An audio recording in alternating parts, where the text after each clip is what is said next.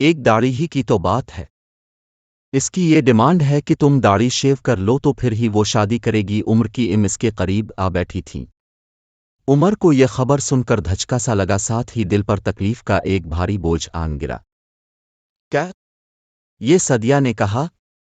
اسے جیسے یقین نہیں آ رہا تھا شادی کو صرف ایک ہفتہ رہ جانے پر منگیتر کی طرف سے ایسی بات سننا، اور وہ بھی اس حال میں کہ اب دل میں جگہ بن چکی ہو، محبت سی محسوس ہونے لگی ہو۔ تکلیف کا عالم ناقابل بیاں تھا۔ ہاں بیٹا، مجھے بھی یقین نہیں آ رہا تھا، اس لیے خود اسے ہی پوچھ کر آ رہی ہوں۔ میری مانو تو اس کی مان لو، کیا ہے اس میں، ایک داڑھی ہی کی تو بات ہے۔ آج کل تو لوگ 2 ٹکے کی جاب کے لیے بھی داڑھی چھوڑ دیتے ہیں، تو تمہارا تو پوری زندگی کا سوال ہے۔ بیٹا اتنی اچھی لڑکی ہی، پڑھی لکھی خوبصورت جوان، اچھا خاصا خاندان ہی، خود وہ ڈاکٹر ہے، اور کیا چاہیے؟ اب ضد نہ کرنا بیٹا، سارا صاحبہ بیٹے کو سمجھانے لگیں۔ پہلے منگیتر، اب ماں، اور کس کس کا مقابلہ کرنا پڑنا تھا۔ عمر کا صدمے سے حلق گیاٹنے لگا تھا۔ امی جان، جب اس نے مجھے پہلے قبول کیا تھا تو اس داڑھی کے ساتھ ہی کیا تھا۔ آج اگر ڈاکٹر بن کر اس کی سوچیں آسمان پر پہنچ گئی ہیں تو اس میں میرا کوئی قصور نہیں۔ دل غم سے چاور چاور تھا۔ ایک طرف دل ہے اور دوسری طرف ایمان، ایک جانب دنیا قدموں میں ہے اور دوسری جانب اللہ۔ ایک رستہ دل پسند زندگی کی طرف جاتا ہے اور ایک ہجر کی تنہائیوں کی طرف۔ عمر سانسان پاک میں بیٹھا خود سے مخاطب تھا۔ آج بہت بڑا امتحان لے لیا تھا اس سے، اس کے رب نے آج پتہ چلنا تھا۔ جو دین کے نعرے لگانے والا عمر تھا وہ واقعی دل سے ایمان لایا تھا، رب سے محبت کے سارے دعوے کھوکھلے تھے۔ عمر کے ذہن سے پرانی خوبصورت یادیں گزرنے لگیں۔ وہ جب پہلی مرتبہ سدیہ کے گھر گئے تھے، جب رشتے کے لیے ہاں ہوئی تھی، دوستوں کا شادی کی خبر پر چھیڑ چھاڑ، ہنسی مذاق، عمر کی آنکھوں میں نمی اتر آئی۔ ایک داڑھی کی بات نہیں ہے، میری پوری آخرت کی بات ہے۔ پلکوں پر کچھ قطرے نمودار ہوئے۔ اللہ اکبر، اللہ اکبر۔ قریبی مسجد سے اذان گونجنے لگی۔ اللہ اکبر، اللہ سب سے بڑا ہے۔ الفاف، بے شک اللہ سب سے بڑا ہے، سب سے پہلے بھی ہے، اور سب خواہشات سے اوپر بھی ہے۔ عمر دل ہی دل میں بے اختیار کہہ اٹھا، آج مجھے بھی ایک بدر لڑنی ہے، ایک الفاہد پر قربان ہونا ہے، پر میری دفعہ میدان میرا دل بنا ہے۔ ہر خواہش قربان ہے تاجے پر، میرے محبوب اس دل پر آج میں خود چیاری چلا دوں گا۔ ڈاکے سے آواز رند گئی، تم کیا جانو کہ ادائی ابراہیمی کیا ہے، رب کی رضا کی خاطر خود کا دل داکھا دینا۔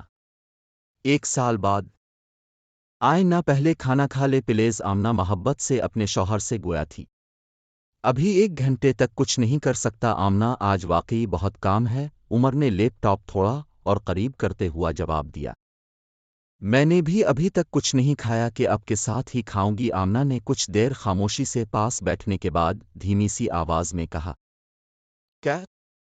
ارے پہلے کیوں نہیں بتایا؟ عمر نے سب کام چھوڑ کر اپنا رخ پوری طرح اپنی بیوی کی جانب پھیر لیا، اور اب بہت بھوک لگ رہی ہے۔ آمنہ نے سوال نظر انداز کرتے ہوئے داکھی سا منہ بنایا۔ ہائے ہاں، عمر اپنی ہنسی نہ روک سکا۔ حیرت ہے میڈم کو تو 1 منٹ بھوک برداشت نہیں ہوا کرتی، آج 3 گھنٹے کیسے گزار لیے؟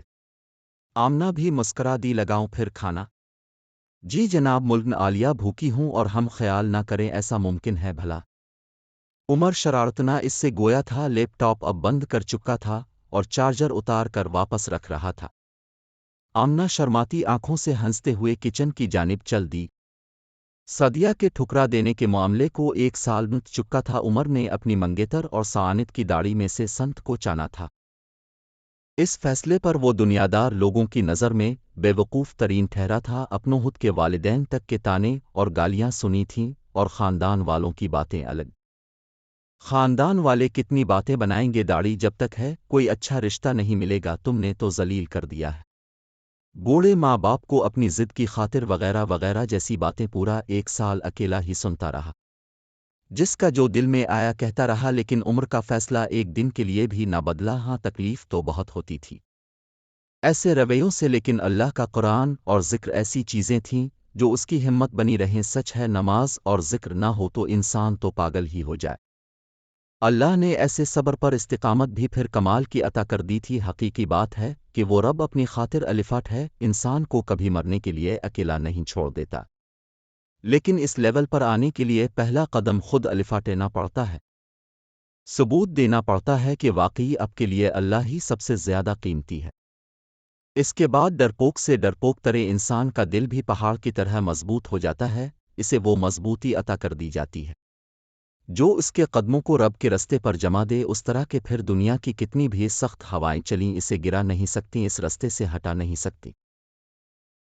لیکن اس راہ پر صرف دکھ تکلیف اور محرومیاں ہی نہیں ملتیں، بلکہ انسان وقتہ فوقتہ انعام سے بھی نوازا جاتا ہے، جیسے آج عمر کو نوازا گیا تھا، عرصے کے گیاپ اندھیروں اور طوفانوں کے بعد اس کی کشتی کو بھی کنارے لگا دیا گیا تھا۔ اسے آمنہ جیسی ایمان والی، محبت کرنے والی، شرم و حیا والی ایک پردہ دار خوبصورت بیوی عطا کر دی گئی تھی۔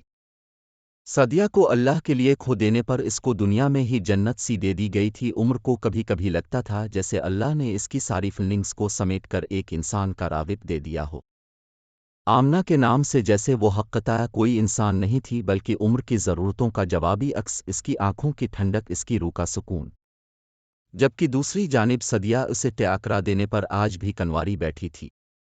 وہ شاید بھول گئی تھی کہ جسے ایک داڑھی سمجھ کر ٹھکرا رہی تھی، وہ محض ایک داڑھی نہیں تھی، بلکہ سن رسول اللہ تھی۔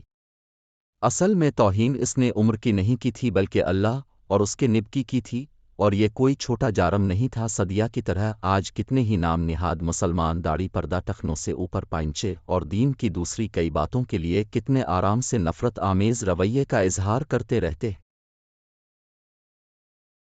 ان پر عمل کرنے والوں کا مذاق الفاڑتی رہتے ہیں، یہ سوچے بنا کہ ان کا یہ سب کرنا ان کو تباہی کے کس کس گڑھے میں پھینکتا جا رہا ہے، انہیں تباہ و برباد کرتا جا رہا ہے۔ زندگی سے سکون ایسے ہی نہیں چین گیا ایسے لوگوں کے، نبی کے صحابہ کے رستے پہ چل کے دلوں کا سکوں ہم نے حاصل کیا ہے۔ لگا ہے نشہ جب سے جنت کا ہم کو، آچاٹ اپنا جی اس جہاں سے ہوا ہے۔